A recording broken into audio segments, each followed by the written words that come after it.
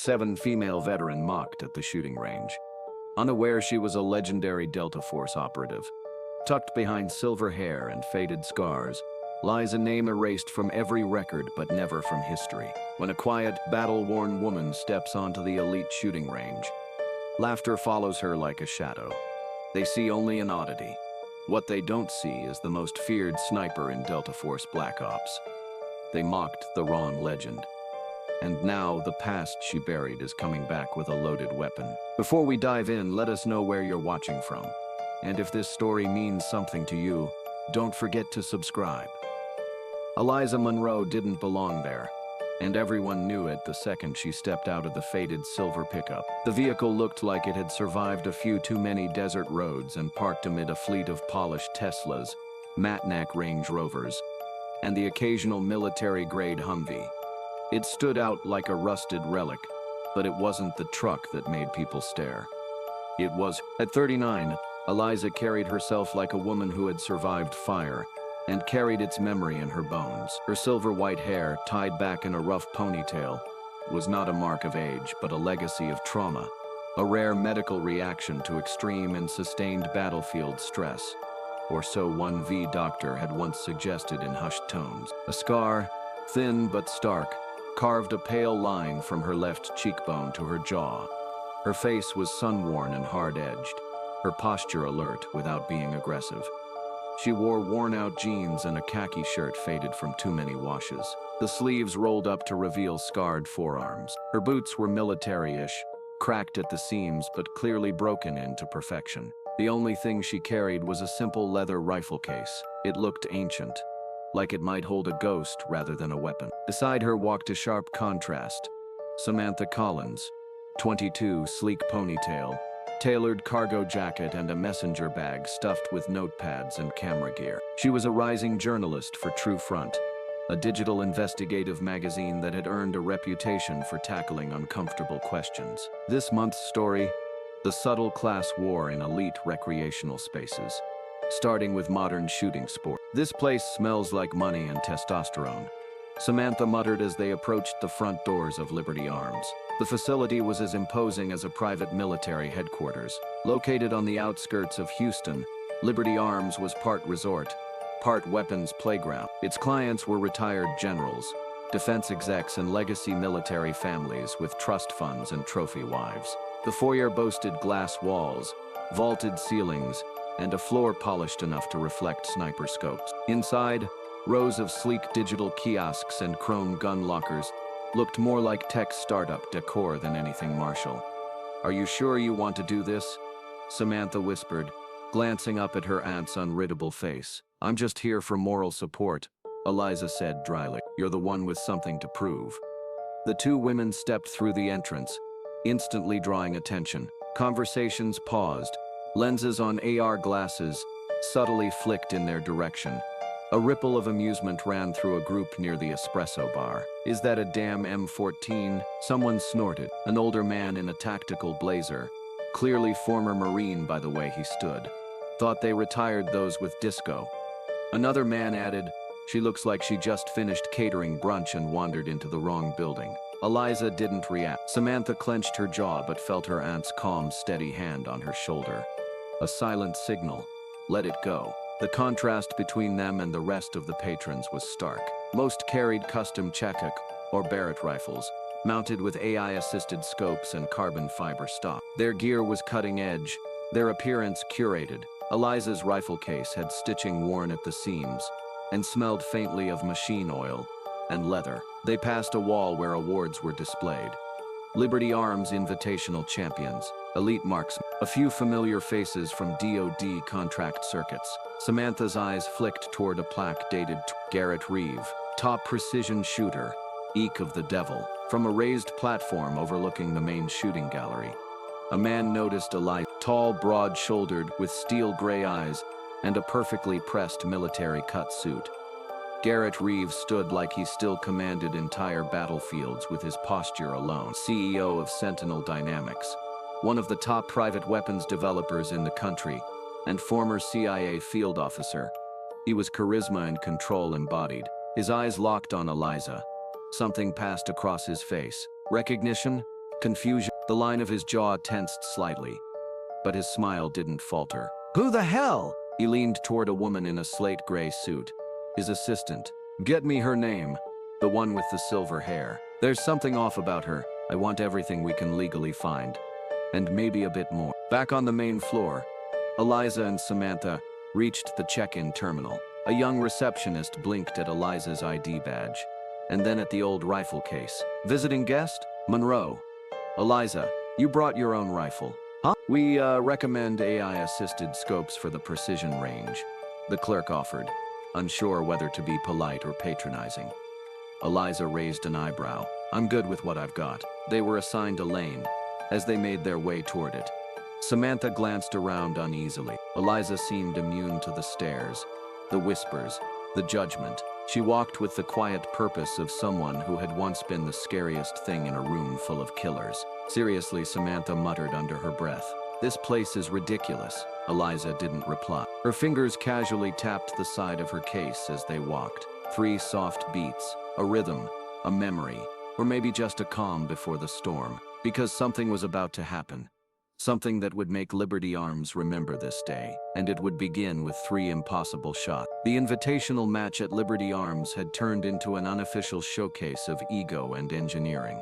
The club's premium deck, normally reserved for small private demonstrations, buzzed with camera crews and champagne-toting investors. Only invited shooters were allowed on the firing line, and each competitor had turned the opportunity into a personal advertisement. First up, the founder of a defense tech startup shouldered a futuristic bullpup, bristling with sensors. A polite smattering of applause followed his 8 hits out of 10 on stationary silhouettes. Next came a retired Marine colonel, who, despite the stiff cut of his blazer, settled behind a Barrett with the ease of long habit. He punched 9 tight rounds into steel at 200 yards. The brass gong rang like a dinner bell, and the audience cheered louder. Then Garrett Reeve, Master of Ceremonies, CEO of Sentinel Dynamics, former CIA Golden Boy, strode onto the platform with a sleek black prototype cradled in his arm. The Helix X billed as the first true AI sniper companion, whispered calculations across an embedded OLED strip while he set his feet. Garrett let the computer call wind and drift, squeezed smoothly, and landed 9 of 10 at 300. He flashed a politician's grin as spectators rose for the standing ovation he clearly expected. The day, by all appearances, was sewn up. At that exact moment, Samantha Collins hustled to the scorer's table and handed over a name card. "Last-minute entrance," she said, breathless. "Guest pass is valid. Lane 4, please." The range officer glanced at the card, at Samantha, and finally at the woman walking toward the line. His eyebrows climbed in visible confusion, but a rule was a rule. He typed the name Eliza Monroe onto the electronic board and keyed the PA. Final shooter of the afternoon, Lane 4. Conversation dimmed, curiosity edging out smugness. Eliza opened her battered leather case, revealing a walnut Stoke M114 that looked older than half the people in the gallery. No optic, no bipod. Iron sights only. A ripple of amusement passed through the VIP benches. "Does that museum piece still fire?" someone whispered. "Maybe she'll autograph it for the auction," another joked. A man in a tight polo cupped his hands like a megaphone. "Easy there, ma'am. Try not to shoot the camera." Samantha's cheeks burned, but Eliza did not seem to register the taunts. She knelt, one knee. The range officer tapped commands on his tablet. The main monitor flashed 400 yards. "Steva." Nobody else had dared that distance today. A few polite coughs sounded. Then silence lasted 3 full heartbeats. Then a scattered chorus of disbelief. "Wet bullseye. Run that feed again." Garrett Reeve, half turned toward a group of investors, felt the hairs on his neck lift. He pivoted, eyes narrowing at the stat board now displaying Monroe. Eliza slid another round home. The range officer swapped modes. A horizontal track word to life, carrying a torso silhouette 20 feet left, 20 feet right. He positioned his stylus over 100-yard prompt. 250, Eliza said quietly. "Make it 300. The stylus froze, then tapped. 300 yards. Moving. The target jerked into motion, picking up speed beyond a sprinter's pace. Spectators leaned forward, half expecting the antique rifle to misfire. Eliza waited, stone still, until the silhouette flashed between two steel pillars. One shot. The metal chest plate clanged, rocking backward. Center mass. No laughter now, just the collective intake of breath that precedes panic or awe. For her third round, Eliza stood, stretching the old rifle over her shoulder like it weighed nothing. She looked at the technician in the control booth. "Throw a clay at 30 degrees, high left," she said. "Give me a steel corner to bounce." He frowned. "That's not in the program. It'll only take a second." The technician shrugged, keyed a manual override, and swung a bright orange clay pigeon into the launcher at the roofline. He also illuminated a slanted steel post at the far edge of the range, a stanchion never meant to be part of target practice. Eliza racked the final round, rolled her wrists, and lifted the rifle to her hip, just long enough to sight the angle. The M14 thundered. The bullet slapped the steel post, ricocheted up to a crossbeam, ping-ponged once more off a side brace, and shredded the clay clean out of the sky. A cloud of bright dust drifted like confetti. For an entire 5 seconds, no one spoke. Then chairs scraped. Gasps spilled out. A pair of binoculars crashed to the floor. Garrett's palms flattened on the polished railing, knuckles white. Eliza broke the rifle, inspected the empty chamber, and slid it back into its case, as if finishing nothing more exciting than an oil change. She snapped the latches, hoisted the leather strap, and finally glanced at the event coordinator. "Thanks for the opportunity," she said, voice low but carrying. She turned her back on the speechless gallery. Her boots clicked once, twice, then faded down the marble corridor. Samantha hurried after her, eyes glossy with shocked pride. In the hush that followed, a young tech editor raised his phone and hissed, "Got it, got all of it." Within minutes, a 30-second clip hit YouTube under the caption, "When Grandma pulls the M14 and clowns your 4 hours later, it crossed 2 million views. Twitter lit up with white-haired sniper and Eck. "Thanks for the opportunity." Gun forums exploded with arguments about physics, acoustics, and the supposed impossibility of triple bank shots. Night fell on Houston, and in Sentinel Dynamics' penthouse office, Garrett Reed watched the viral video on a loop. Every replay showed the same haunting details: the calm silver hair, the scarred face, the preternatural stillness before each shot. When the screen captured her parting words, the audio gain amplified them like a confession. Garrett leaned closer, a finger drifting to the faint scar beneath his own suit jacket. Souvenir from a Middle Eastern raid, long buried in classified after-action reports. Recognition slammed into him with the force of a breach charge. "Impossible," he breathed. "Is that her?" On the monitor, Eliza Monroe shouldered her rifle and walked away, as though the world behind her carried no weight.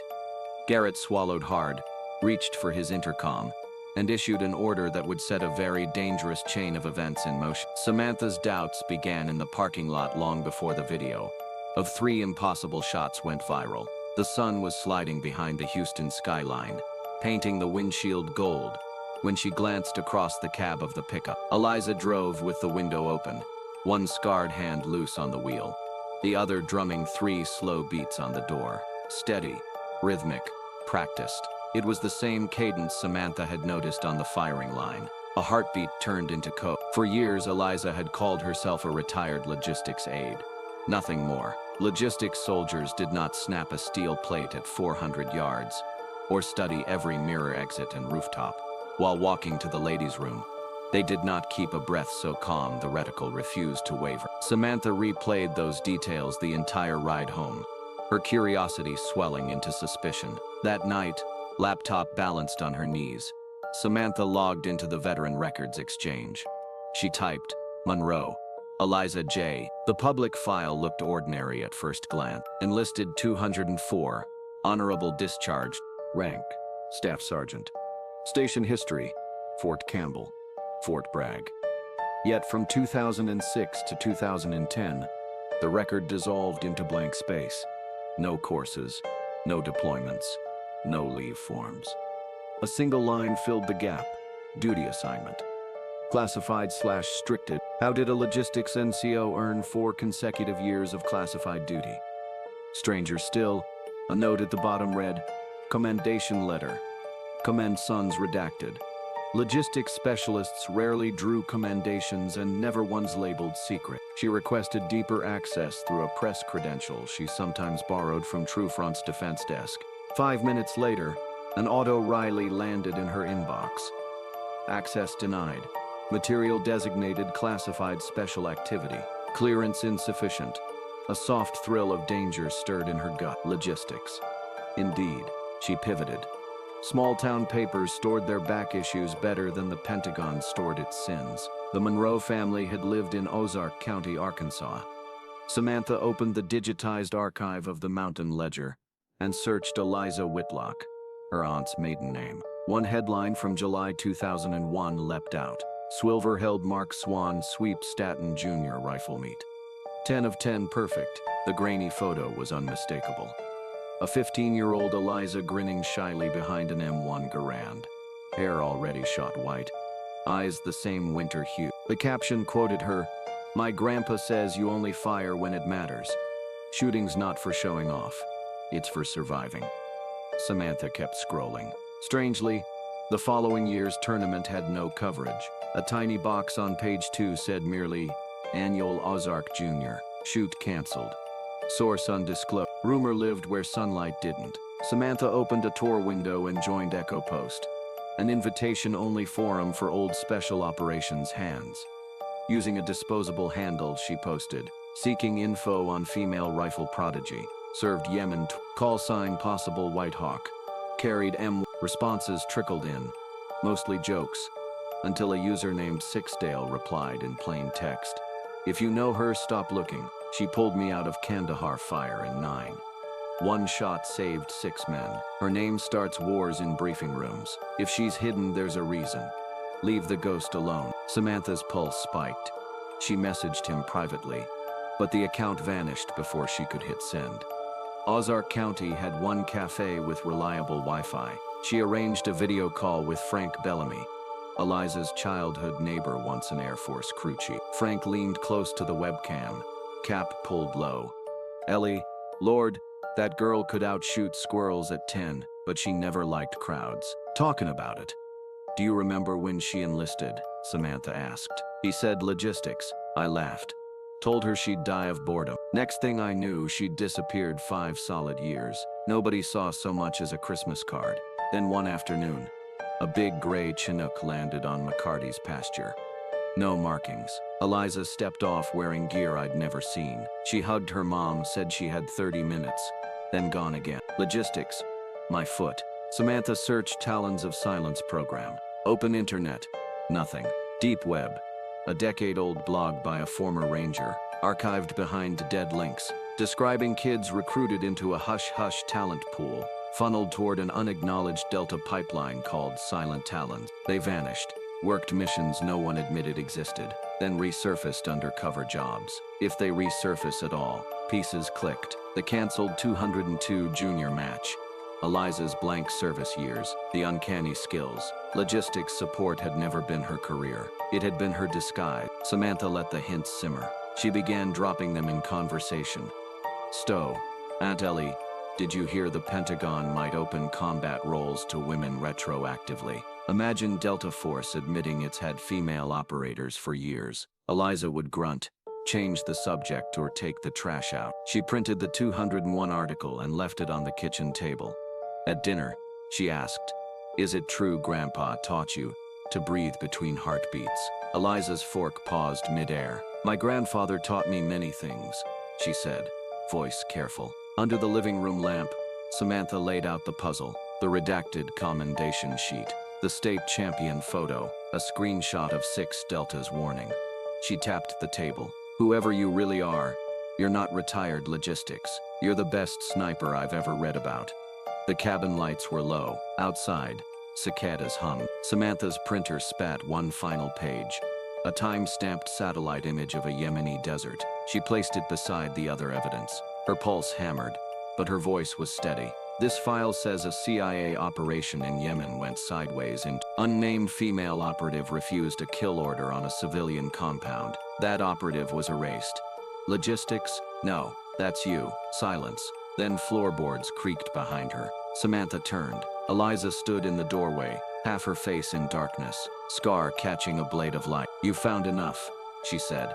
The words gravel low, final. For a heartbeat, Samantha thought her aunt might deny everything. Instead, Eliza crossed the room, picked up the photo of the white-hailed teenager, and brushed a thumb across its corner, as if wiping dust from memory. "Here's more," Eliza said quietly, eyes fixed on the image. "But if I tell you, you can't unknow it. You'll have to decide what to do with the truth." Samantha inhaled, realizing she'd reached the point of no return. "We already decided," she whispered. Eliza nodded once, an old soldier's gesture, half salute, half surrender, and sat down opposite her, the night deepening around them like a curtain closing on the ordinary world. The kitchen clock marked the seconds, a steady metronome for confrontation. Samantha sat at one end of the scarred oak table, documents fanned out like the wings of a great blunt-edged bird. Opposite her, Eliza Monroe leaned back, arms loosely crossed, silver hair catching the overhead bulb. She had entered without comment, taken the chair and waited for Samantha to speak first.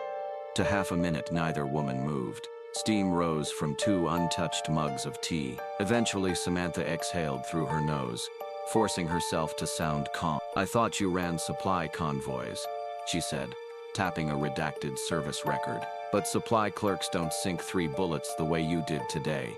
And they don't vanish for 4 straight years." Eliza's eyes tracked the evidence spread before her. Photocopies of Defense Department headers stamped confidential, a yellowed newspaper clipping of a teenage girl with a rifle trophy, an anonymous forum comment about a phantom unit called Talons of Silence. With slow precision, she closed her fingers around the edges of the papers, as if confirming their reality through touch. "You've put the puzzle together," she answered, voice neutral, "but you don't have the picture yet." "Then give it to me," Samantha said.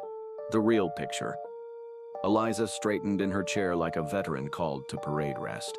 "That state-level match you found? Ozark County, 2001. Scouts approached me. They weren't in uniform, but everything about them reeked of authority. They offered a path that bypassed West Point. Boot camp. All the usual checkpoints. They wanted quiet prodigies. Nobody married. No dependents. No public profile. Kids who could hit a wheat grain at 500 yards and disappear afterward. A secret sniper pipeline. Not just snipers," Eliza corrected. "Saboteurs, linguists, code breakers. We trained at night on a decommissioned base with the serial numbers scraped off every door. The cadre called us Shadow Cell, the platoon written in pencil so the government could erase the page if we botched a stroke." She described months of brutal selection, shooting from swaying helicopter rails, land known with zero illumination, interrogation simulations that blurred into real beatings. Graduates wore no tabs or wings, just identical black tags bearing a single-lettered D for an off-lead to detachment of Delta Force. Missions came from untraceable encrypted drops. If the president ever asked whether they existed, generals could swear under oath they did not. "Why would you accept that?" Samantha asked. "Because someone would, and at least I knew my line in the sand. I could refuse targets that crossed it." A thin smile ghosted across Eliza's scar. "Or I thought I could." The name alone tightened Samantha's muscles. She had read hints of it online. A ghost operation conflated with conspiracy theories. A brief labeled it Cinder Spires, Eliza said. SEA Intel, a terrorist madrasa, training child soldiers halfway between Marib and Surwa. We were told the boys carried rifles and suicide vests. She looked past Samantha, seeing a different room, a different year. We infiltrated. The only weapons I saw were sticks used as sucker goalposts. Sam huts, UN food crates, kids in donated Rangers jerseys, no guards, no bunkers, no cell leaders. She radioed HQ for a verify call. The reply barked through earpieces. Proceed with objective. 0 survivors. Command override. The voice delivering it, cold, clipped, belonged to then Deputy Director Garrett Reeve. of my rookies hesitated. Reeve himself came online, threatened court-martial for disobedience. That's when I kicked the dish over. Eliza described how she jammed their SpotCom uplink by shoving a perforated magazine into the transmitter waveguide.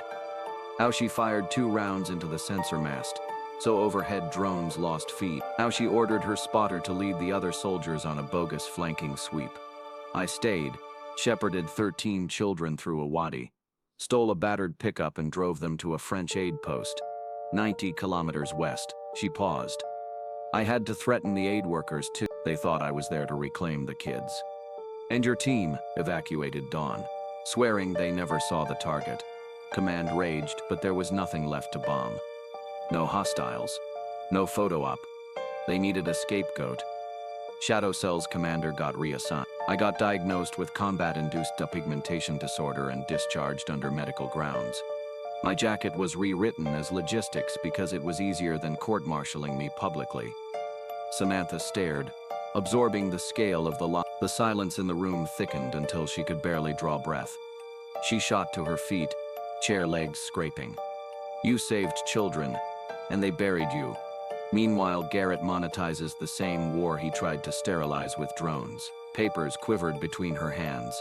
He's on magazine covers. You're clipping coupons for tractor fuel. Eliza met her gaze without flinching. If I'd gone public then, my own spotter would have faced perjury charges for backing me. Those kids would have disappeared into refugee limbo. The CIA would claim the compound had been a hostile site cleared by local forces, and the media would move on. Do you let them win? No. The single syllable carried the snap of a bolt locking home. I waited until exposed trained journalism grew teeth, until social feeds couldn't be scrubbed, until someone inquisitive enough. She left the rest unsaid, but Samantha heard it. The younger woman's anger thinned into helplessness. Tears stung her eye. You lived like a ghost for 15 years, she whispered, and they slept easy. Heroes and martyrs occupy the same grave, Eliza said. I chose neither. I chose witness. Eliza filled the silence by sliding Samantha's mug closer. Steam curled between them. Rule 1, she said. You don't squeeze a trigger unless you're prepared to carry the consequence. Beyond the obituary. That's what your grandfather taught you, Samantha remembered from the article. Yes. And Cinder Spire proved the corollary. Sometimes not firing is the heavier burden, because restraint demands you keep breathing afterward, with no medal and no absolution. Just the knowledge you were right. Samantha chewed her lip. If we expose Reeve now, the Pentagon will call it ancient history. He'll claim he had bad intel. Collateral risk, whatever.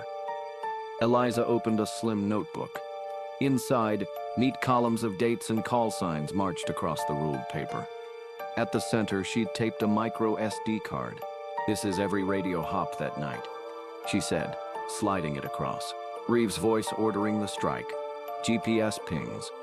Drone thermal stills showing unarmed miners. I couldn't publicize it before.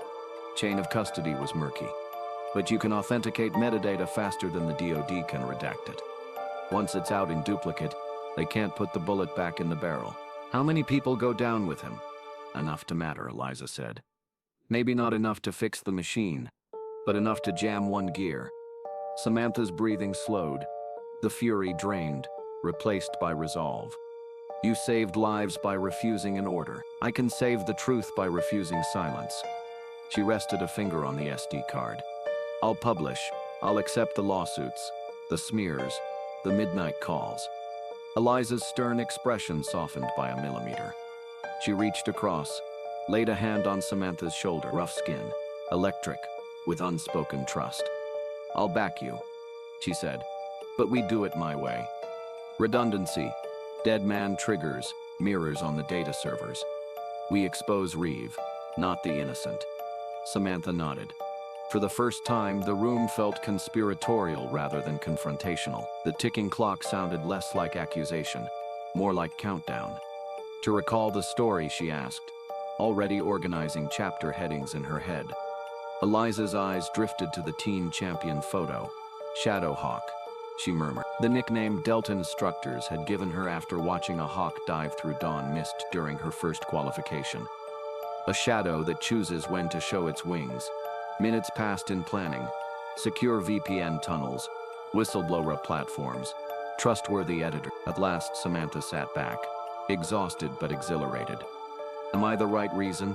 She asked softly, echoing her earlier anger in gentler tone. Eliza didn't answer in words. She stood, circled behind Samantha's chair, and rested both hands on her niece's shoulder. Firm, steady as she might brace a jittery recruit on the firing line. The gesture conveyed transfer of burden, of purpose, of faith. Samantha inhaled the scent of black coffee and old leather, of gun oil faint on Eliza's sleeve. The mission had leapt from battlefield to newsroom, from bullet trajectory to information vector. She was terrified, and utterly certain. In that pooled lamplight, the two women formed the barrel and the round, one guiding, one in motion. With a final glance at the clock, 12 on Sunday opened a blank document and began to type the line history had erased. On the night of May 2, 2010, Master Sergeant Eliza J. Monroe, call sign Shadow Hawk, refused to kill children. Across the table, Eliza listened to the keys clack, each stroke louder than any rifle shot she'd ever fired. And for the first time since Merib, her shoulders eased. The bullet was finally on its way. Carrot Reeve watched the viral clip on a 70-inch monitor that took up half the oak-paneled wall of his corner office. A loop froze on the precise moment a clay target disintegrated in mid-air, powdered by a bullet that had ricocheted twice before finding it. He replayed the 5-seek sequence, frame by frame. Silver-white hair, the old M14, the steady profile.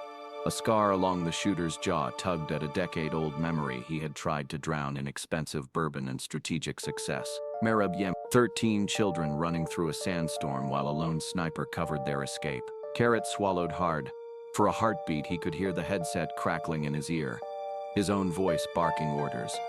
And the single word that had come back in defiance, negative. He rose so fast the chair skidded against the Persian rug. That can't be, he murmured. Shadow Hawk was buried. No one in the empty office argued with him. Outside the window, the skyline of Arlington shimmered, glass riddled with sunset gold. Carrot adjusted his cufflinks, collected the thumb drive Samantha's YouTube rip had been dumped onto, and strode toward the secure conference suite. Only 3 people sat at the oval table. Garrett Marcus Hale, Chief of Sentinel Dynamics, Internal Security, whose resume read like a classified map of conflict zones, and Devin Wyatt, Head of Corporate Communications. Garrett tossed the thumb drive onto the glass surface. It skittered, came to rest against Hale's folder. That woman, Garrett said, and the young reporter beside her. Remove them. Wyatt lifted both palms. Public relations nightmare, sir. The internet's calling her the white-haired sniper. She's trending across every platform. If she disappears, journalists will scream cover up. I didn't tell you to disappear her, Garrett growled. I said accident. Brakes fail on a mountain road. Cabin fire. Gas leak. Whatever works. Hale flipped open his folder, studying grainy stills of Eliza and Samantha inside a gas station earlier that day. We can stage a vehicle mishap. Remote area. No witnesses. Make it clean, Garrett said. No traceable ordnance. No surveillance overlap. He glanced at Wyatt. And you, start seeding skepticism. Push the angle that she's a hired stunt shooter. CGI enhancements. Anything to turn the conversation. Wyatt hesitated. Sir, you're asking for plausible deniability in an era where every teenager carries a 4K camera. Garrett leaned over the table until his reflection filled Wyatt's lenses. I built this company by turning deniability into an art form. You'll make it work. Hale closed the folder with a soft whomp. I pull Markup's Echo team. They've done silent jobs in Colombia and Syria. Lead is Kane Mercer. Trustworthy. Surgical. Good, Garrett said. I want both targets neutralized before week's end. No bodies necessary. Ashes are kite here. After the men left, Garrett remained in the dim conference light, hands bracing up the cool glass. Fear crept up his spine in a slow, embarrassing chill. Shadowhawk. Even the cogname felt like sand between his teeth. He remembered the internal review after Yem, superiors questioning his intelligence chain, the reprimand that cost him a regional directorship. Whisper, a nickname some operator had muttered, was a smudge on his otherwise pristine resume. That smudge had forced him out, pushed him into the private sector, where he reinvented himself as a visionary of remote warfare. If Eliza Monroe resurfaced with proof, decades of cultivated heroism would implode, investors would flee, the Pentagon would yank contracts, congressional hearings would drag him under oath. Worse, the families of those 13 children, now adults, could testify. If she speaks, I lose everything, he thought. Not just stock options and prestige, but the power to dictate battlefields from air-conditioned boardroom. He paced, palms sweating. Eliza had changed the target set once. She could do it again, redirecting public outrage until it pierced Sentinel's armor. And Samantha Collins, that wide-eyed niece, was the perfect amplifier. A crusading journalist with a viral hook. Containment, he muttered, resuming his march across the rug. He imagined manila folders hidden in Pentagon basements, stamped parallel sealed. Officers who'd signed them were now lobbyists, colonels, maybe senators.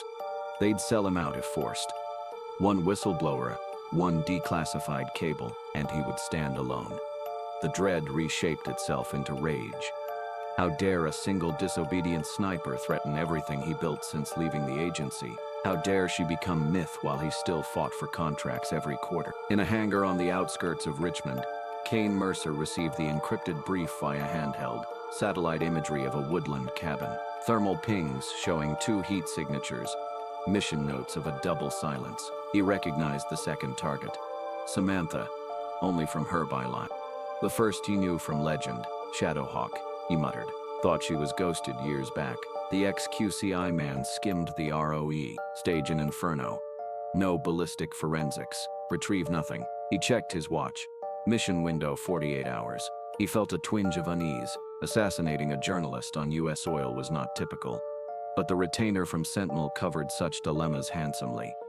While Echo Team loaded silencers and thermite charges, Garrett convened a late-night video call with marketing directors. The Helix demonstration moves up to next Friday, he announced. Invite Pentagon brass, international buyers, the biggest media players.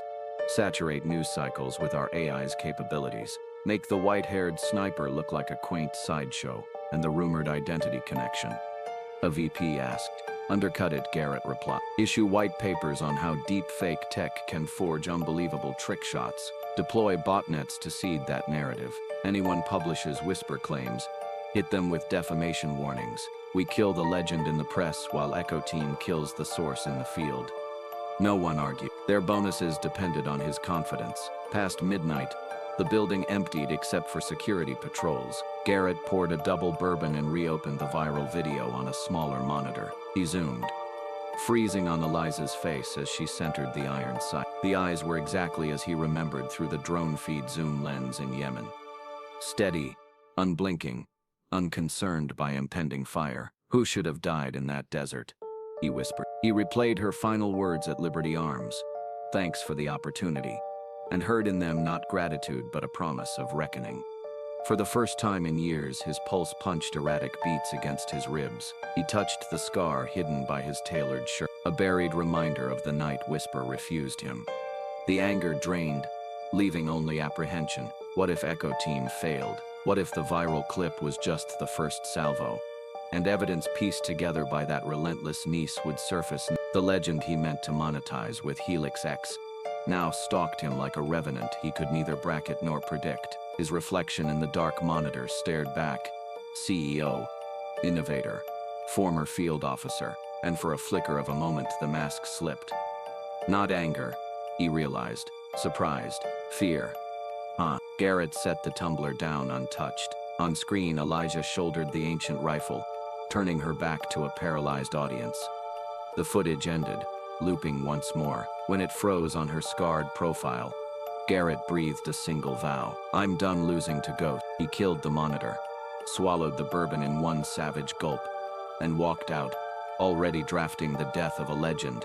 No algorithm could outshoot. Moonlight painted the clapboard walls of Elijah's house in pale stripes. Inside, everything was still except the quiet thrum of the refrigerator. Samantha lay asleep in the guest room until the rear window shattered. A suppressed round snapped the night apart. Elijah, reading on the sofa, rolled instinctively. the book fluttering to the floor. She grabbed the M9 she kept wedged under the coffee table and sprinted toward Samantha's bedroom. Two figures in dark fatigues were already there, one firing a taser, the other yanking Samantha upright. The prongs hit. Samantha convulsed and sagged.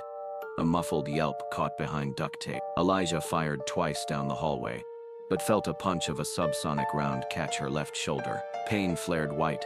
She dove into the kitchen, pulled a flashbang from a drawer, yanked the pin and lobbed it across the threshold. The grenade erupted, white-hot thunderous, stalling the team's retreat for 2 heartbeats. But by the time the smoke cleared, the intruders were gone, Samantha with them, tire tracks already fading under the settling dust of the gravel drive. Eliza pressed a kitchen towel to the bleeding exit wound, jaw clenched. A professional snatch team, she thought.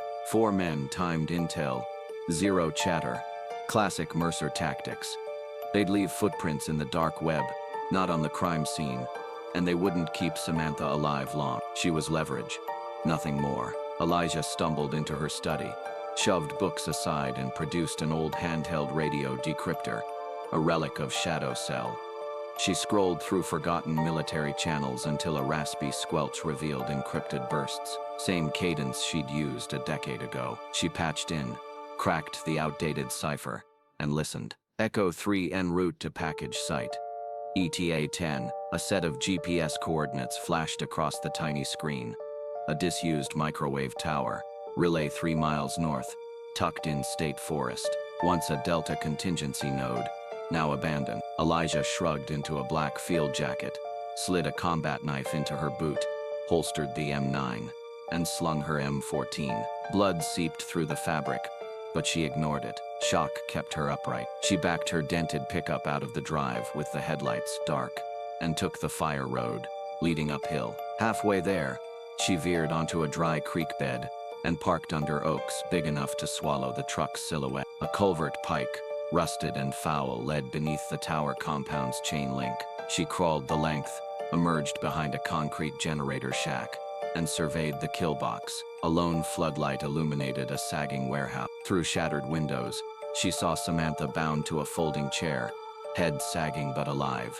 2 mercenaries patrolled outside, both carrying suppressed carbines. Inside, a 3rd man filmed the hostage with a phone on gimbal, live streaming to a remote viewer. The 4th, probably Mercer himself, was out of sight. Eliza picked up a fist-size rock and pitched it west. It clacked off corrugated metal. The 2 sentries moved to investigate. She darted east, slipping through a jagged hole in the wall. 1 guard inside back turned. She closed the distance, palm over his mouth, blade across the carotid. Swift, quiet, final. The body dropped into dust. Samantha lifted her head, eyes wide. Eliza pressed a finger to her lips, severed the zip ties, and eased the duct tape free. 5 seconds, she mouthed. A bark from the opposite doorway. All clear. Then boots crunching gravel. Eliza balanced on a support beam, angled the M14 just so, and fired into a steel column. The bullet ricocheted, left off a strut, and found the approaching guard's thigh. He collapsed with a strangled curse. The cameraman spun. Eliza drilled his forearm, the phone clattering away. Mercer burst from an office alcove, subgun raised. Eliza shoved Samantha low, shouldered the M14 one hand. The recoil stabbed her wounded arm, but the round punched through Mercer's weapon, shredded the receiver and tore across his bicep.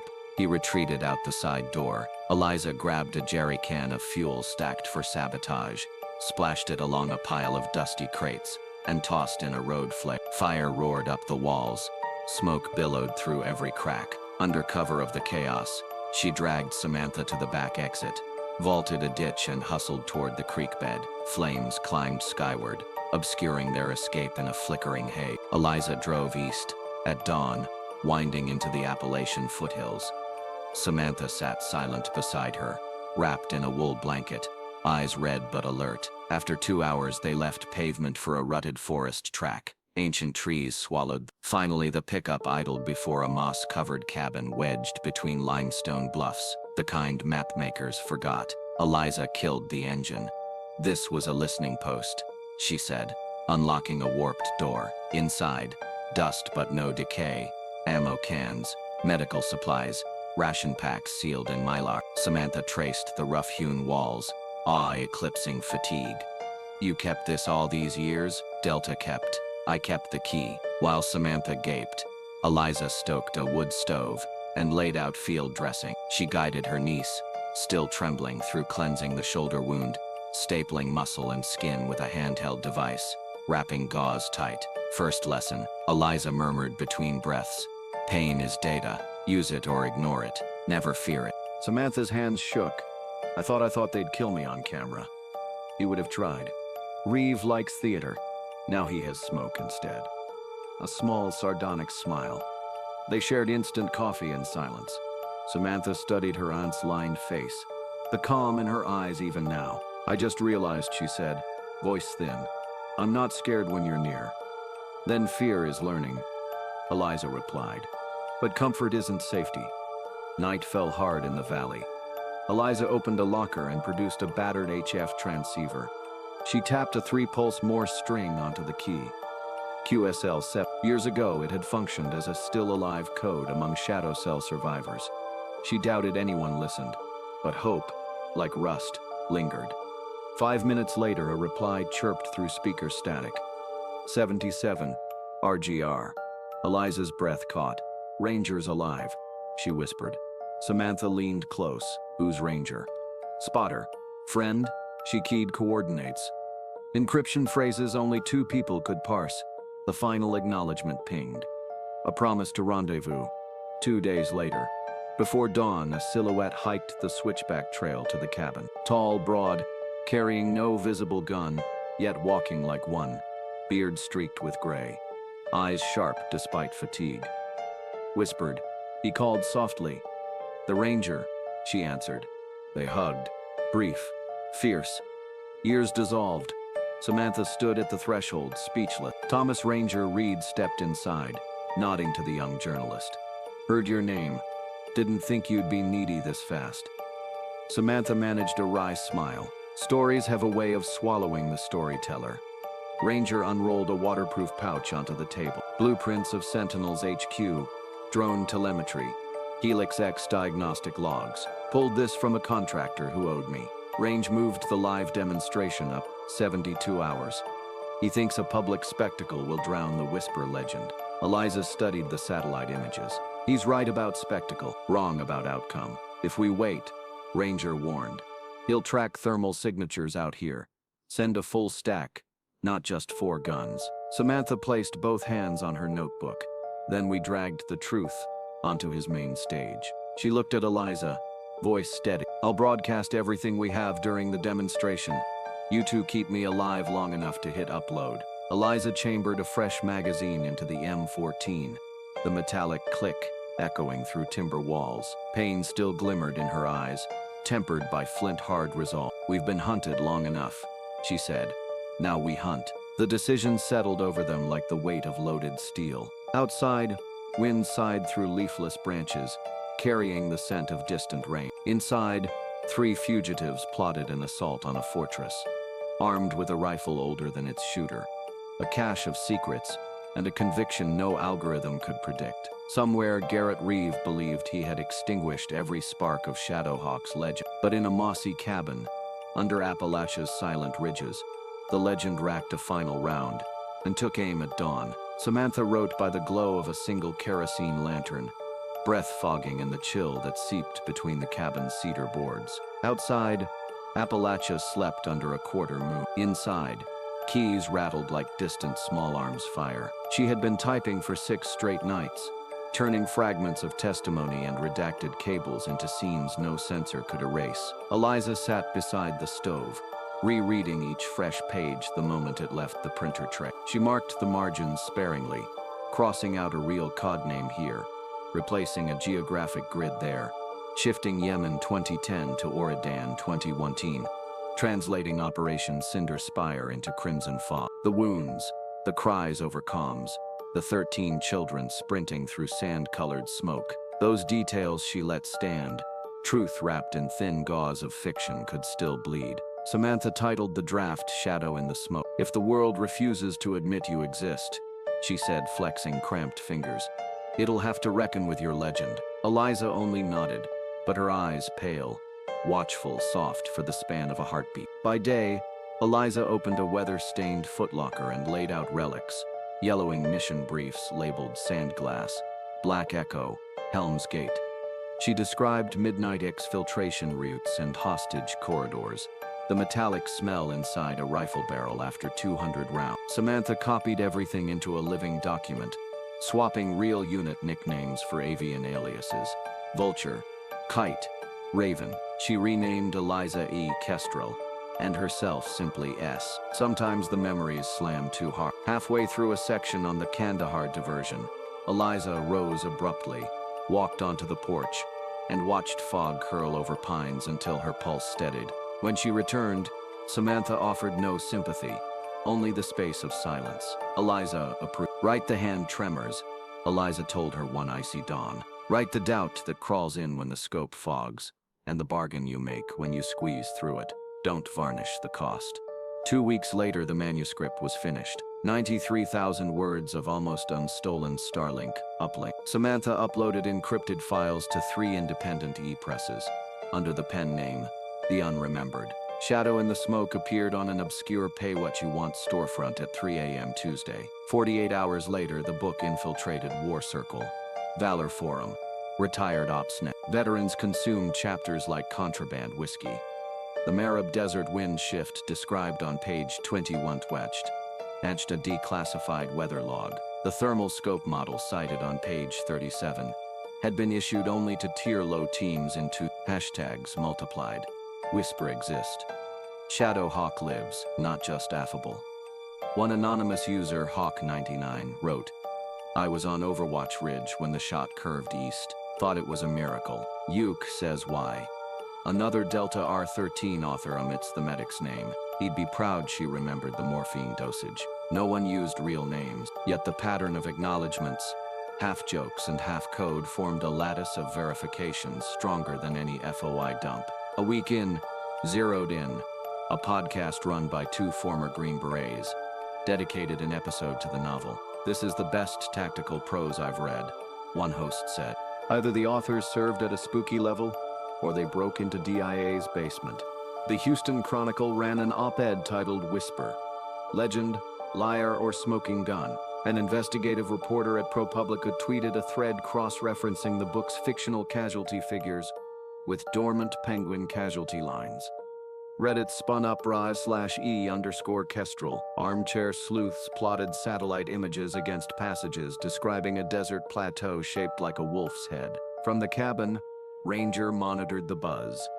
You lit the fuse, he told Samantha, nodding toward the satellite dish. Now let's see which powder kegs are closest to Garrett's throne. Eliza said nothing.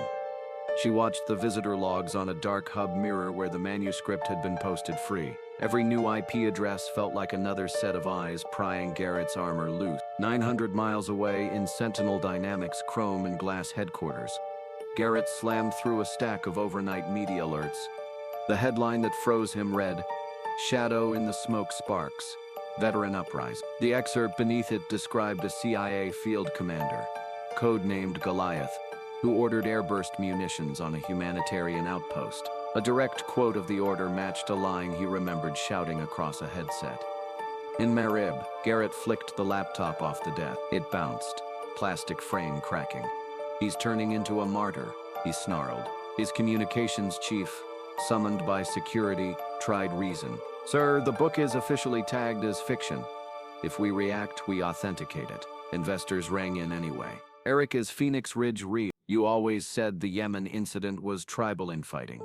This book suggests otherwise. Garrett barked denials until the phone battery died. Rage drained, leaving dread.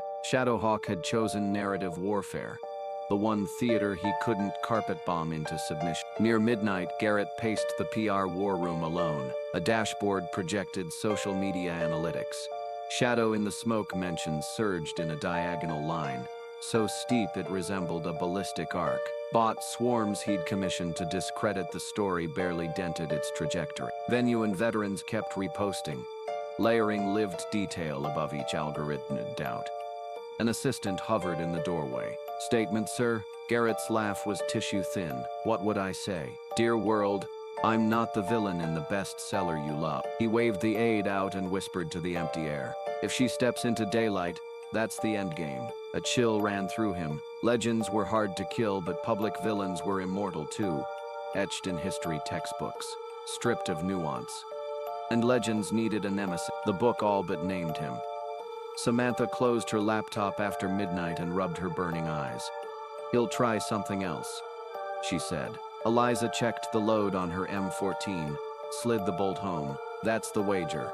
He either sues, shuts up, or escalates. Ranger smirked. My money's on escalate. Men like Reeve don't know another verb. Wind rattled the shutters. Outside, the Pine Deak Valley might have been an ocean trench for all the light it offered. Inside, the lantern haloed 3 determined faces. The pen had fired its opening salvo. The rifle would do the rest. Tomorrow, Samantha pledged. I'll post the audio. Let people hear his voice. Eliza nodded and blew out the lamp. In the dark, Samantha sensed rather than saw her aunt's faint smile the expression of a woman who understood that a single sentence, truth-shaped and well-timed, could crack a fortress wider than artillery. And somewhere in a skyscraper full of glass, a man who built his empire on silence finally heard that crack echoing through the night.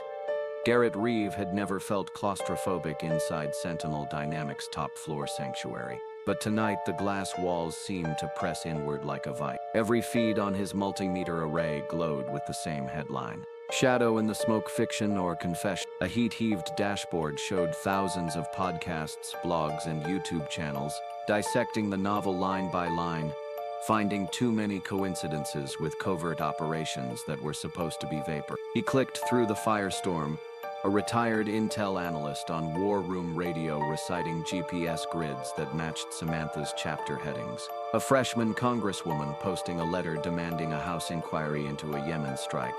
Garrett's pulse hammered. He envisioned subpoenas, classified annexes ripped open, and worse than prison, the collapse of the reputation he'd polished for 15 years. He muttered the equation out loud. One living witness plus viral narrative equals indictment. The solution, brutal in its simplicity, hardened in his mind. Whisper had to fall, publicly or quietly, but permanently. He summoned his communications staff before sunrise. Devon Wyatt rubbed sleep from her eyes when she entered the Situation Room. Hugo Pritchard from marketing clutched an energy drink. Garrett projected Sentinel's crown jewel, a slick promo reel of Helix sniper platform. In the video, a Matt Blake rifle atop a gimbal fired 10 rounds at staggered steel plates across a desert valley. All bullseye text splashed over the kill shadows. Human era ends here. We're going forward, Garrett announced, voice flat. Full demonstration at Richmond Hills next Friday. 3 days earlier than planned. Wyatt blinked. Sir, the media climate is exactly what we explore. He toggled to a storyboard. AI versus human sniper. Can flesh still compete? We invite every hotshot marksman in North America, even self-proclaimed ghosts. We dare them to outshoot Helix X. Cameras everywhere, Pentagon brass in the front row. Pritchard frowned. You want to bait the white-haired sniper? She'll come. Legends can't resist a stage. Garrett's eyes gleamed. And when she does, we control the range, the ammunition, the angles. If she beats the system, we say the rifle glitched. If the platform malfunctions and she's Wyatt swallowed. That's a very public disaster scenario. Disasters are blips. Treason trials last decades. Garrett snapped. We drown the book under a spectacle of innovation. Draft the invites. Push the teaser across every defense channel within 6 hours. After the staff dispersed, Garrett dialed a secure number. A gravel voice answered on the second ring. Cole, I need a preemptive resolution, Garrett said. Target whisper location, Appalachia secondary collateral. Journalist niece. No public traces, you have 48 hours. After that, the event goes live. Cole's silence stretched just long enough to prickle Garrett's skin. Finally, the hitman said, Understood. Fee schedule holds. Triple. Gary promised. I can't have her breathing by Friday. Cole ended the call without farewell. Carrie never noticed the faint hitch in the man's reply. The microscopic pause where old gratitude warred with new orders. By midday, Sentinel's promotional trailer splashed across military Twitter, LinkedIn and cable news scrolls. A baritone narrator boomed over orchestral drums. Can a machine surpass the finest marksman? Witness history. Helix versus any human. Who dares step forward? Some analysts sang hallelujahs for battlefield automation. Others, mostly former operators, derided Reeves' hubris. On Echo Post, a cryptic message popped up. If the shadow walks into the light, the cipher breaks. Thousands of veterans upvoted it without comment. Ticket requests for Richmond Hills doubled within hours. CNN's defense correspondent booked a live truck. Garrett watched the engagement metric spike and felt something close to relief. Attention was migrating from a dangerous book to a shiny robot gun. In their hidden lodge, Eliza, Samantha, and Ranger hunched over a cracked Lenovo streaming Sentinel's announcement. The video ended on a free stream of Helix muzzle gleaming like a predator's eye. Samantha exhaled. That's an open invitation. They're calling you out. Ranger scratched his beard. They think you're a ghost too proud to decline, and if you show, they've rigged the house. Eliza studied the replay, noting firing positions, camera towers, the convenient lack of overhead cover. They're counting on a weapons malfunction, a lethal one, which they'll blame on software bugs, Samantha said bitterly, and bury any real footage. Eliza set her mug down. If I stay silent, he declares victory over a myth. If I walk into his kill box, he tries to erase me again. She looked at Ranger. Option 3. He spread blueprints Cole had supplied. Underground service tunnels, a storage vault labeled media backup server, and the VIP skywalk above the range. Expose his insurance files. Turn the broadcast against him. Samantha's eyes brightened. Hijack the live feed. Inject the Marib audio. Drone footage. Everything. Millions watch him freeze on camera. Eliza nodded once, decisions settling like a round in the chamber. We crash his pageant. Night leak through the shutter. Eliza cleaned her M14, working the patch through the bore until it gleamed. Samantha scribbled a shot list. Entry points, satellite uplink timing, social hashtags for maximum spread. Ranger loaded gear into canvas packs, humming half a bar of a cadence they'd once marched to in secret. Eliza reassembled the rifle, slapped the bolt forward, and rested a palm on the wood stock. They want Whisper, she said. They'll get her, but on our terms. Ranger strapped on his body armor. Then let's write the last chapter ourselves. Samantha closed her notebook, heart thudding. She pictured Richmond Hills, crowds, cameras, the hush before the first trigger squeeze. For Garrett Reed, it would be a showcase. For them, an ambush. Truth disguised as spectacle. She slid a thumb drive into her vest pocket. Every file, every voice intercept. Showtime, she whispered. Outside, wind hissed through the pines, carrying the faint metallic smell of oncoming rain.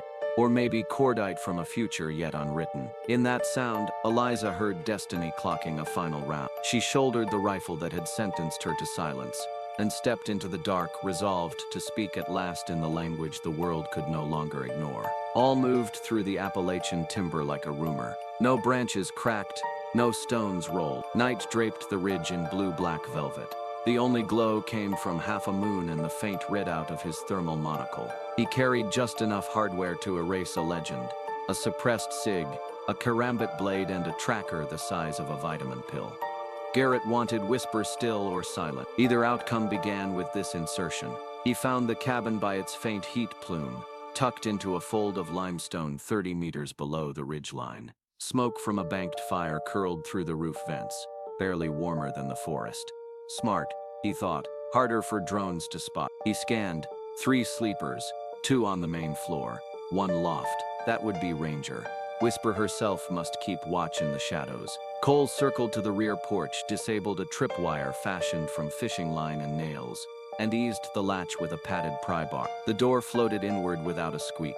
He stepped into darkness scented with gun oil and stove ash, and met the flat muzzle of an M9. Whisper had anticipated every measure except his name. Put it down, operator, she said. Instead, Cole kicked the door shut, lunged under the pistol, and chopped at her wrist. The gun clattered across the floorboards. They grappled, bodies slamming into furniture, each searching for leverage with brutal economy. Eliza trapped his elbow, swept, and hammered him onto his back. He rolled, snatched a chair leg, swung at her. Moonlight leaking through the window caught her face. Silver hair, scar, eyes like Arctic ice. Recognition struck him like a rifle butt to the sternum. I know you, he rasped. Her own gaze narrowed. 75th Ranger Regiment, Helmand Province. No, he breathed.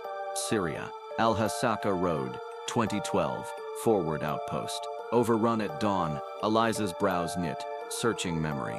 Cole continued, voice raw with the past. You dropped 2 hostiles off a sand berm, covered our retreat at 900 meters. I never saw the shooter, only those eyes through the smoke. Realization flashed across her face. She eased off him, blade lowering but not vanishing.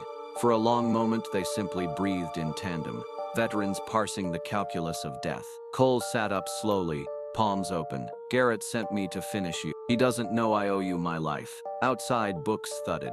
Ranger and Samantha burst in, rifles raised. Eliza lifted a hand. Hold, he's talking. Cole unstrapped a small drive from his belt and slid it across the rug. I can't pull the Yemen files, but I know exactly where they are. Sub-level 2 under the Richmond Hills complex. Physical tapes. Drone feed.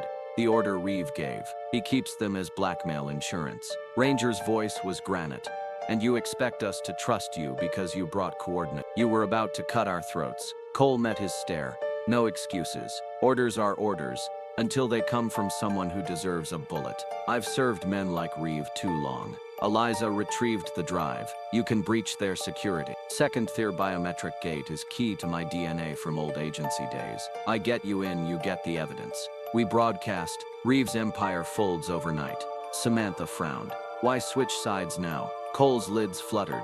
The flicker of a memory too large for words. Because she spared me once, for no reason except that it was right. I'm done cashing checks for the man who ordered kids burned.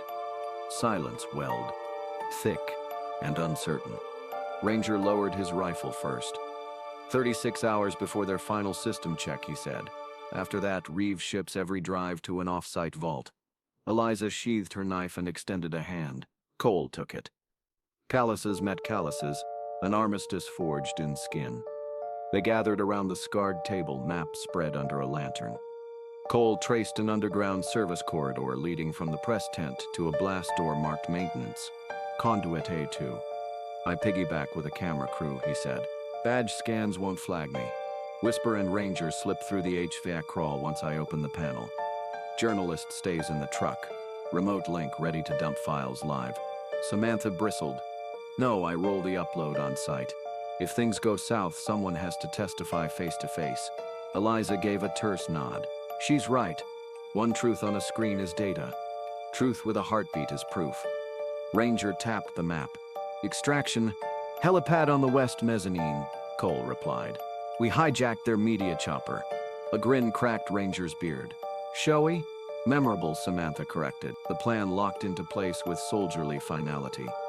Ranger assigned gear, subguns, smoke canisters, Faraday pouches to smother their electronics until the last second. Samantha assembled redundant drives, each labeled with an excerpt drone, _feed.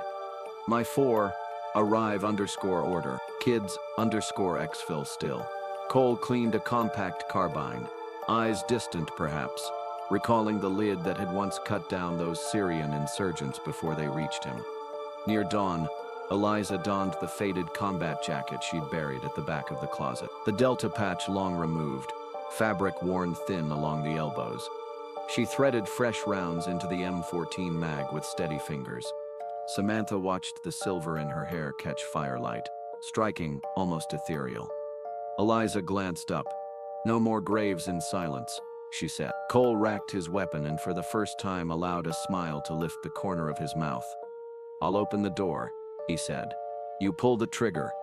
Outside, the forest shifted from black to slate as dawn leaked over the ridge. 3 shadows slipped from the cabin and melted into trees, bound for Richmond Hills and the stage Garrett Reeve had built to crown himself king. He would find his throne occupied by ghosts before the first camera rolled, and Whisper, alive, scarred, and unafraid, walked at their center, the legend ready to claim her story with the oldest weapon she owned. The truth delivered at muzzle velocity. The Helix X proving ground looked less like a weapons range than a technology fair. Banners in sentinel blue rippled above rows of folding chairs, while satellite trucks idled beside beverage carts. A semicircle of grandstands framed the star attraction, A sleek Mac black rifle turret bristling with sensors. Bathed in theatrical spotlights as though awaiting coronation, uniforms mingled with tailored suits, brigadier generals, procurement chiefs, venture capital hawks smelling the next billion-dollar contract. Backstage, Garrett Reef adjusted his cufflinks in a sliver of mirror, rehearsing a smile that felt welded to his jaw. The script on his tablet opened with "Clean Warfare, Zero Collateral." He tapped it once, closed the screen, and exhaled through clenched teeth. Across the compound, Samantha Collins blended into a nod of AV techs in all of windbreakers. Her badge read Stream Op/Feed B, the laminate still fresh from Cole's midnight printer. Nobody questioned the woman lugging a coil of fiber cable. Live production sprouted new assistants every hour. Inside the production van, she slotted a palm-sized transmitter into an open port on the outbound line. A green diode winked alive her back door into every LED wall on site. She keyed a whisper into the encrypted chat. Relay armed, waiting on payload. 3 stories below ground, Eliza and Cole ghosted through concrete corridors lit by red emergency strips. Cole's lifted access card satisfied the first guard checkpoint. At the second, a biometric station hummed. He pressed his eye to the reader while Eliza angled their bodies to block camera. "Still using my Langley template," he muttered as the door clacked open. Sentinels cheat. A spiral stairwell led to level -3. Here the air smelled of coolant and dust. Debtor at rest. The final blast door required dual authentication. Cole entered a 12-digit cipher. Eliza stepped to a mic labeled Voice Key Legacy. "Shadowhawk Omega 7, she said. Steady. Actuators groaned. The door slid back on hydraulic rails to reveal a chilled archive. Floor-to-ceiling racks of armored drives, each tagged with an applique. Green glow strips illuminated labels. PHX Ridge. Yim. 10. Cole led her to a steel case the size of a carry-on. "Sandglass master reel," he whispered. Eliza popped the latches, revealing a rugged SSD array. On a nearby console, she cued the index file. The screen filled with drone footage. Infrared silhouettes of children kicking a ball. Avoid Garrett's, crisp over comms. "No heat signatures above adolescent, doesn't matter." Execute. A second clip displayed Eliza's younger self, abandoning her perch, sprinting into tracer fire, scooping a boy beneath one arm. Bullets sparked dirt around her boots. Cole watched in silence. "Takes iron to break an order like that," he said. "Kids aren't orders," she replied. She slotted a thumb drive, began the transfer, and pinged Samantha's relay. In the broadcast van, Samantha saw a progress bar bloom. Drone_feed people. She routed it into the graphics bus, overlaying a single frame of black to mask the handoff. Her thumb hovered above the deploy key, while an audio feed in her headset counted down.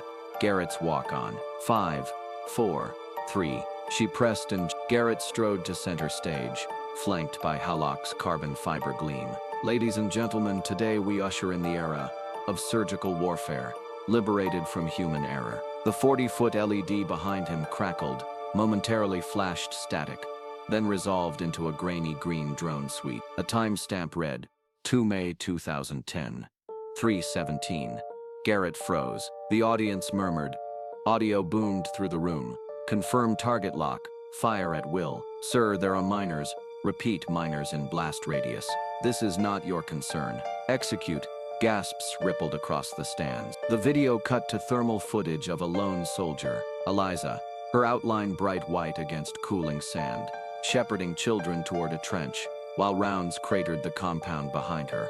Silence heavier than artillery settled. Then phones rose, lenses captured, social feeds ignited in real time. On the VIP row, a Pentagon acquisitions officer turned to her aide. "Get JAG on the line. Verify everything." Garrett's throat clicked. He spun, scanning for a tech to kill the feed. But every screen inside the pavilion now played the same incriminating loop. Someone had hard-patched the payload into the backbone. There was no off switch.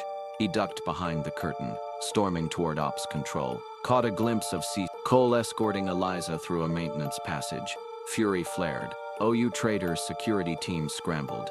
Too late. Emergency doors resealed 5 seconds after the pair slipped through a munitions warehouse and out a side gate. By the time Garrett reached the lot, an ATV was already tearing across the scrub, headed for the tray line. The live stream footage propagated faster than any press embargo. Within the hour, Shadowhawk trended at #1 worldwide, eclipsing Helix demo. Clips of Garrett's order echoed across Reddit threads and veteran forums.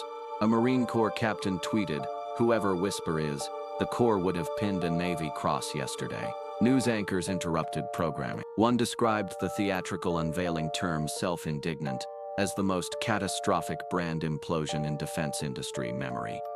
A disused grain store served as an exfil waypoint. Eliza, Cole, and Samantha crouched around a battery-proof radio. Rangers still inside the complex guiding decoys whispered confirmation. Chase teams were chasing ghosts into empty hallways. Samantha exhaled for what felt like the first time all day. "We've punched a crater in his narrative." Eliza loaded a fresh magazine, eyes distant. Walls fall slow, but one breach is enough for daylight. Cole peeked through a knothole at red strobes wailing on the horizon. Daylight's coming. For the first time, the professional killer allowed himself hope. Thin, dangerous hope. Samantha closed her laptop, the transfer log still scrolling victory green. "Let's make sure we live to watch the rest collapse." Eliza gave the smallest smile, more scar than joy, and tightened her sling. The truth was out of the vault. Now they just had to survive the aftershock. Garrett Reeve fled the conference hall through a service corridor that smelled of fresh paint and fear. Even in panic, he stalked rather than ran, flanked by 2 security men in soft armor suits. His polished shoes ticked across the tiles, while the high-sailing atrium behind him exploded with shouting reporters and scrambling MPs. "Control the optics," he told himself, heart hammering. "Reach the car, get to the airstrip, call legal." His earpiece hissed Wyatt's voice. "Garrett, FBI units just crossed the front gate. They're flashing federal badges." He yanked the bud free and quickened his pace toward the elevator that would drop him to the underground garage. That was when his phone buzzed. A single text. "Number blocked. Not so clean now, are we?" Garrett's pulse spiked. "Whisper is in the building." He shoved the handset away, raised a hand to hurry the guards. "Garrett." The voice cracked down the hallway like a rifle report. He spun. From a side alcove, Eliza Monroe stepped into the fluorescent wash, coat dark with dried blood, M14 leveled at his chest. Cole emerged behind her, low and lateral, Glock already barking. One of Garrett's escorts folded instantly. The other pivoted, squeezed off 3 rounds that stitched Eliza's abdomen before Cole cut him down. Eliza staggered, knees buckling, but the rifle stayed on target. Garrett lifted his own sidearm. Too late. Cole's second shot shattered his wrist. The gun clanged across the marble. Garrett backed against the wall, clutching the ruined hand. Rage eclipsed by raw animal terror. "You can't win," he rasped. Blood bloomed through Eliza's shirt in spreading rings. She went to one knee, breathing hard, muzzle still aligned. Her eyes as Galen could, staring over the end of their line like an insect on cork. "We don't need to," she said. The truth already had. Her arms trembled. The rifle dipped. Cole kicked Garrett's pistol away, then knelt beside Eliza, applying a pressure pad he knew would not suffice. Footsteps hammered from the far end. Samantha sprinting, hair loose. Panic brightened her eyes. "Eliza, we have to move." Eliza managed a faint, wry smile. "Look at you, always late to the firefight." Cole shook his head. "We can still evac. Rangers got wheels 2 levels down, but the blood would not stop." Eliza's breath shortened, syllables clipped by pain. Samantha tore open a fresh gauze roll, hands slick with crimson. "Stay with me," she begged. "We're almost clear." Eliza lifted a shaking hand and pressed a small SSD drive into Samantha's palm. "The master copy," she whispered. "Guard it." Tears streaked Samantha's face. "I swear. I'll finish the story. I'll finish your story." Eliza's gaze softened. Pride, gratitude, something freer than either. "No medals," she murmured. "Just memory." Sirens wailed deeper in the complex. Cole's glance flipped toward the approaching clatter of boots. "We have to go." Samantha kissed Eliza's forehead, then let Cole drag her away. The drive clutched like sacrament. As they disappeared down a maintenance stairwell, she looked back once. The woman who had carried impossible burdens, now motionless beneath harsh fluorescent light. Federal agents swept the corridor moments later, rifles high. They found Garrett Reef slumped against the wall, hand bound in makeshift gauze, wrists snapped into cuffs. Before he could finish a sentence, his protest ricocheted off stone. "He's a deserter. This is fabricated, I demand." No one paused to listen. Cameras mounted in every corner had already logged his last act of violence. Files spreading across the internet had stripped him of control. Garrett Reef, architect of sanitized warfare, was now evident. At the far end of the hallway, a paramedic knelt beside Eliza, fingers pressed to her carotid. Nothing. He unfolded a foil blanket, drew it over her features. Under one splayed hand, he noticed a scrap of newsprint. Edges sweats. He eased it free. A blackened Hale photograph of a Mississippi teenager, hoisting a rifle trophy, silver hair catching sunlight. Datline July 15. The medic swallowed, slid the clipping back beneath stiffening fingers, and covered them both. Cole and Samantha emerged into a loading bay, drenched with rotating red hue light. Rangers skidded a battered Suburban to the curb. They dove inside, tires squealing as they punched through a chain-link service gate before it fully rolled shut. Behind them, floodlights raked the compound, but pursuit vehicles hesitated. Federal jurisdiction now tangled everything. Only when the freeway swallowed the facility's glow did Samantha let the sob escape her chest. Cole kept one hand on the wheel, the other braced on the dash, knuckles white.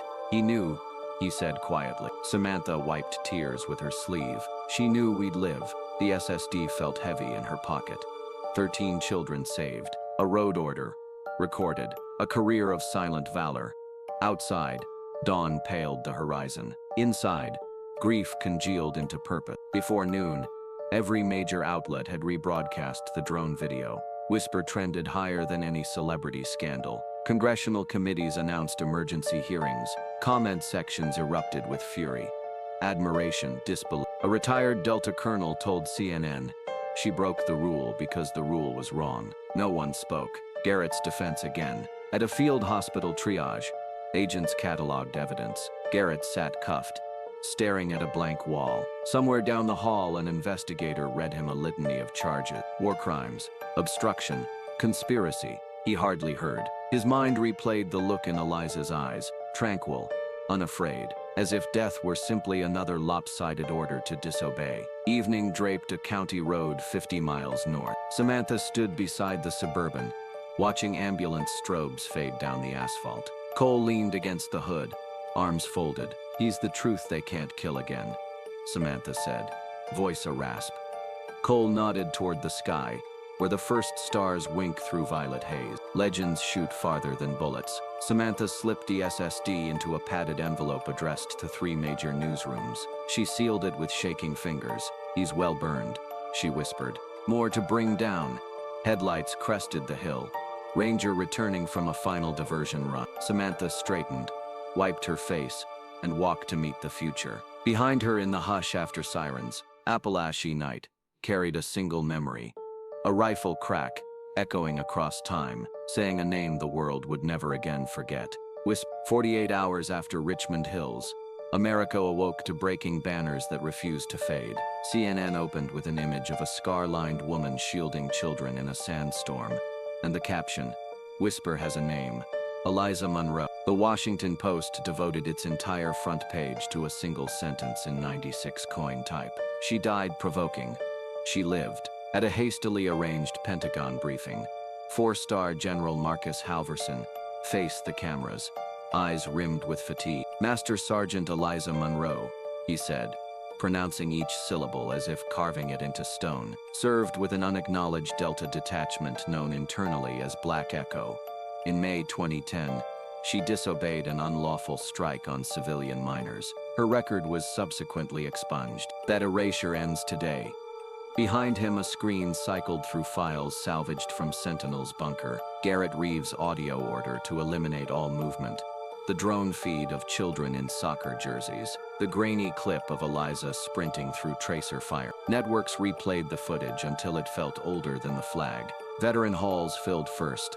The American Legion issued a rare midnight communique. Whisper stands for every service member who carried conscience into the dark. On forums once thick with gallows humor, usernames long anonymous stepped into daylight.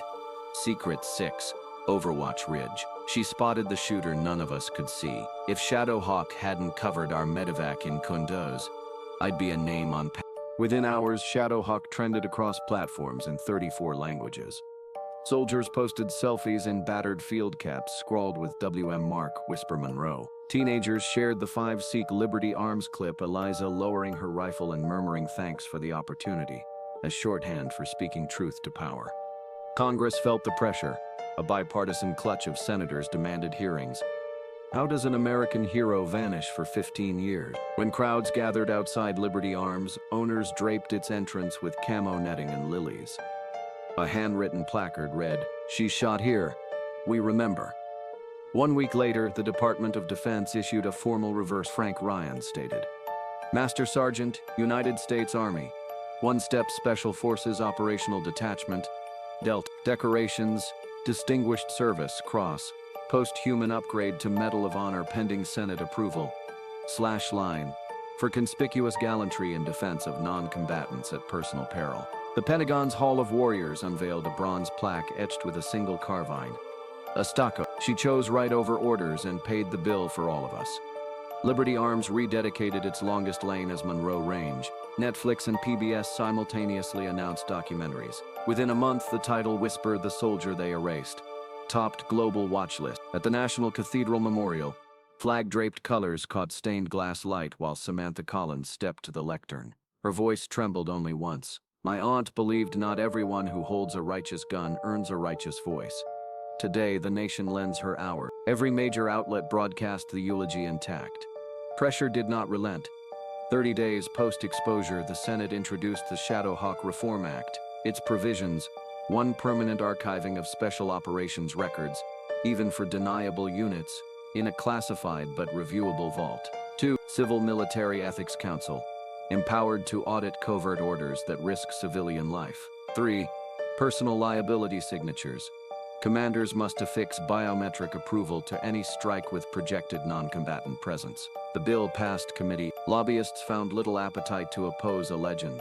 Garrett Reeve, meanwhile, faced a 6th-count federal indictment. War crimes, evidence destruction, conspiracy to murder, and more. His arraignment drew the largest protest outside Fort Belvoir since Vietnam. Prosecutors entered Exhibit A, the Richmond feed he himself had financed. Eliza's body lay in state for 1 night in the Mississippi town she once fled. Locals pressed bullet casings into the casket seams, 1 for each child she saved. At dawn, a riderless horse led the procession to the hilltop cemetery. A 21-gun salute cracked across soybean fields. Online, remembrance turned to movement. Samantha converted Whisper in the Wind, or One's a File Dump Mirror, into a scholarship portal for veterans pursuing investigative journalism. In its first week, the fund topped $1 million. A gray-haired sergeant major posted on Valor Forum, "I never cried when buddies fell. Today, I cried because a ghost finally walked into the sun and didn't live to feel its warmth." Even the algorithms refused to forget. Search engines auto-filled, "Thanks for the opportunity with Eliza Monroe." School debate teams cited her case under moral courage. On Memorial Day, a drone show above the National Mall spelled Whisper in white lights, then dissolved into 13 small stars, 1 for each child in Marib. Late summer found Samantha back at Monroe Range. The sun set amber over targets pocked by new shooters. She placed a single white lily on firing point 4 and whispered, "They can't kill you again." She pictured Eliza's final moments. Blood on marble, but eyes clear. Faith that truth once fired travels farther than any bullet. Across a nation still learning how to reconcile secrecy and honor. That round kept flying, punching neat holes through walls of omission. No further epilogue felt necessary. The legend had done what legends do: leave the living work to finish. Yet every so often a young recruit reviewing safety checks would pause, run a thumb along the rifle's iron sight, and repeat a line they'd heard somewhere between myth and history. "Thanks for the opportunity." In that quiet, the Whisper lived on. Quiet, unbreakable, unforgettable. 2 months after the world learned that Whisper had a name, Samantha Collins climbed the marble steps of the Rayburn House office building, clutching her aunt's weather-stained field notebook. Inside the hearing room, cameras whirred. but the usual murmur of aides and reporters had fallen into a respectful hush. The placard before her read Submission on Operational Ethics and Security. Samantha opened the notebook to a page Eliza had once marked with a greasebell star. She steadied her breath and read aloud. A bullet doesn't stop at the body. It passes through tomorrow's headlines. A child's dreams. A soldier's sleep. Never fire unless you're ready to carry all of them. She closed the cover. Master Sergeant Eliza Monroe was branded a rogue for honoring those words, she told the panel. She did not break her oath. She fulfilled it. Your task is to make sure no one ever has to disappear to keep that oath again. The statement lit a fuse. Within a week, the draft Shadowhawk Act gained 70 bipartisan co-sponsors. It mandated ethical decision modules in advanced weapons training and funded veteran mentorship programs that paired tactical expertise with lessons on restraint. Samantha expected pushback. Instead, she received 8,000 messages in 21 days. A retired lieutenant wrote, "Thought I'd forgotten how to teach, but your aunt reminded me why I should." A dozen high school debate teams asked for copies of Eliza's note. Women from every state, soldiers, survivors, soccer moms, confessed they wanted to learn marksmanship, but also when not to pull the trigger. The most arresting note arrived by certified mail. A crayon drawing of a white, haled woman shielding a ring of stick figure children. Underneath, a 6-year-old from Mississippi had printed, "She's a superhero who doesn't need a cake." Samantha pinned it above her desk and cried for the first time since the fire. The letters posed the same question. Where can we train for wisdom as well as aim? Samantha realized the answer had to be built, not found. She pulled every royalty dollar from Shadow in the Smoke and added an anonymous grant from a foundation that preferred actions over plaques. Together with a coalition of veterans, she purchased Eliza's old West Virginia safe house and the adjoining valley once used for clandestine rehearsals. Bulldozers carved a 600-yard lane where deer had grazed. Volunteers strung Ethernet through hardwood rafters that still smelled of the past. A cedar sign went up by the dirt road. Thought, instinct, tactical wisdom, ethical aim. The facility featured a live fire simulator, a decision analysis classroom, and a circular range where paper silhouettes could rotate from combatant to non-combatant at random intervals. Placards at each firing point posed questions in bold letters. Winning at what cost? Who stands behind your target? The brochure made one promise. We do not teach killing. We teach choosing. Applications poured in. Former infantrymen seeking purpose. Domestic violence survivors wanting confidence.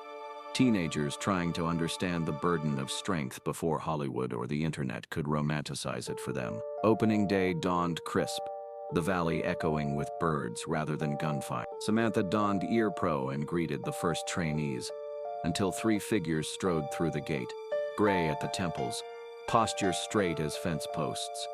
Ranger reached her first, eyes soft behind weathered crow's feet. We heard the Institute needed staff who can still hit. Minute of responsibility, he joked.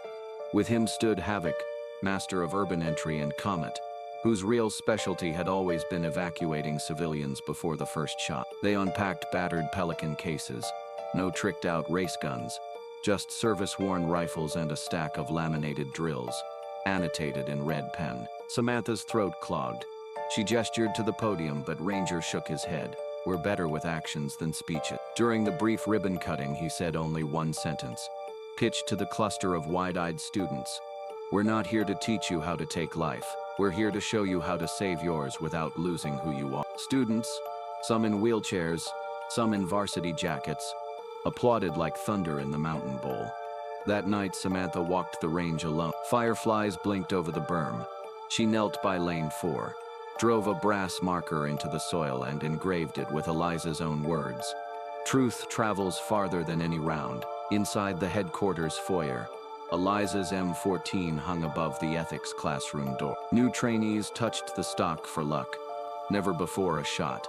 Always afterward, a ritual of accountability. On the wall opposite, the crayon drawing of the white-haired guardian now occupied a place of honor. Framed in simple pine, monthly newsletters reported progress. 30 women completed the first self-defense cohort. 24 veterans certified as ethical fire mentors. A rural county sheriff replaced his department's silhouette drills with Shadowhawk's decision tree. Each success felt like another brick laid in a bridge between firepower and conscience. One evening, Samantha found Ranger polishing rifles under a bare bulb. She asked if he missed the old missions. He thought a moment, then said, "Every time I hear a student say, 'Hold fire,' I feel like we just won something. None of my past medals ever covered." When the president finally signed the Shadowhawk Reform Act, cameras captured the moment. But the institute paused classes only long enough for instructors to watch the live stream and nod. Policy was necessary. Practice was the daily work. On the first anniversary of Eliza's death, cadets hiked to the ridge above the valley at dawn. Samantha read the notebook passage once more, her voice steadier now. Beside her, Ranger fired a single blank into the sky. Less a salute than a punctuation mark. The students repeated the line Eliza had turned into a meme and a warning. Thanks for the opportunity. It no longer meant a patron's condescension. In their mouths, it became gratitude for the chance to choose well. Samantha looked across the assembled faces, women, men, boys, girls, and saw something Eliza would have loved. Possibility disciplined by humility. The myth had anchored itself not in kill counts, but in restraint, in conscience, in the long echo of a single refusal to do the wrong thing. Shadowhawk was gone, but every slow, deliberate squeeze on this range, every finger lifted before impulse hardened, carried her forward, and as dusk painted the valley amber, you could almost imagine a silver-haled figure at the try-line, nodding once before fading back into the quiet she had always preferred. Dawn spilled through the pines that ringed the Shadowhawk Institute, turning a low mist gold. The main range, once a clandestine clearing, buzzed with discipline energy, bolts cycling, shoes crunching gravel, controlled breaths counted off like cadence. Rows of targets waited under the rising sun, while students of every age, accent and skin tone practiced the choreography of observation and restraint.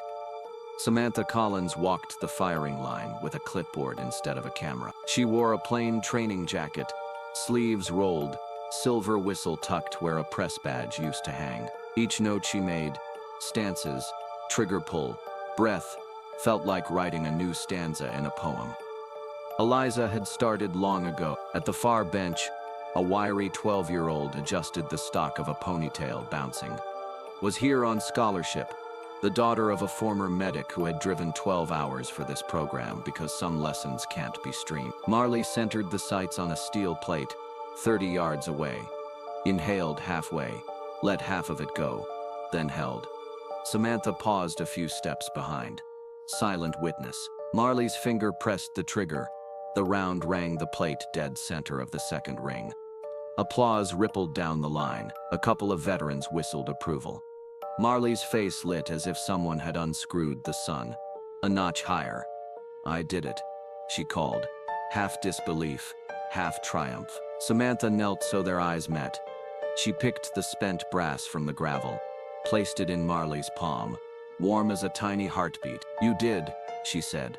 "But before your next shot, do you remember the rule?" Marley closed her fingers around the case. "A gun isn't a toy," she recited, voice small. "Yet sure, it's a responsibility." Samantha's smile fluttered with equal parts pride and memory. "Exactly. And knowing when not to fire is harder than any bullseye." Marley's gaze shifted to the mural at the end wall. Eliza Monroe, white hair whipped by desert wind, body shielded around a cluster of children. Paint and sunlight made her look in motion still. "Shadowhawk chose not to shoot in Yemen," Marley said quietly. Samantha nodded. She wasn't afraid to fall. She was afraid to forget who she was. After a moment, Samantha unclasped a small enamel badge from her wrist. Black Hawk, wings stretched, edges worn smooth by years of sweat and gun oil. This rode on Eliza's arm the day she walked into that range and changed everything, she said, pressing it into Marley's hand. "No one can teach you her aim, but you can learn what guided it." Marley's fingers tightened around the hawk. The grin faded into something solemn, older than her freckles. "I promise," she whispered. "I'll never shoot unless I can carry what comes after." Up in the observation loft, Ranger and Havoc watched through safety glass. Havoc exhaled. "We're not training marksmen," he said. "We're training custodians." Ranger's reply was almost lost beneath the next volley. "Shadowhawk never aimed at bodies," he murmured. "She aimed at the line between right and wrong." He turned back to the console, resetting targets that flipped from hostile to civilian in random sequence. A boundary in motion just like the one on the left. The session resumed. Commands echoed. Move, check. Identify. Decide. Shots sounded, each followed by the metallic consonant of impact. An instructor's voice carried across the range. "Accuracy without ethics is just noise." Samantha stepped aside, one hand gripping her clipboard, the other smoothing the dog-eared edge of Eliza's field notebook tucked in her pocket. Her glance drifted to the slate wall beyond the berm, where a new name had been carved in 6-inch letters. Monroe Eliza, Shadowhawk, K.I. Morning wind slipped over the ridge, rustling pine needles and scattering the smell of cordite. It lifted the corner of Samantha's notes and set a lone casing rolling, until it struck her boot. One more reminder that echoes travel. She closed her eyes and let the sound settle. The crack of rifle, the tidy ping, the instructor repeating Eliza's creed. The institute hummed like a forge, tempering will into wisdom. "Thanks for the opportunity," she whispered, and opened her eyes on a world where the shot her aunt never took was still carving a cleaner trajectory for everyone who followed. For more captivating stories like this one. And don't miss out.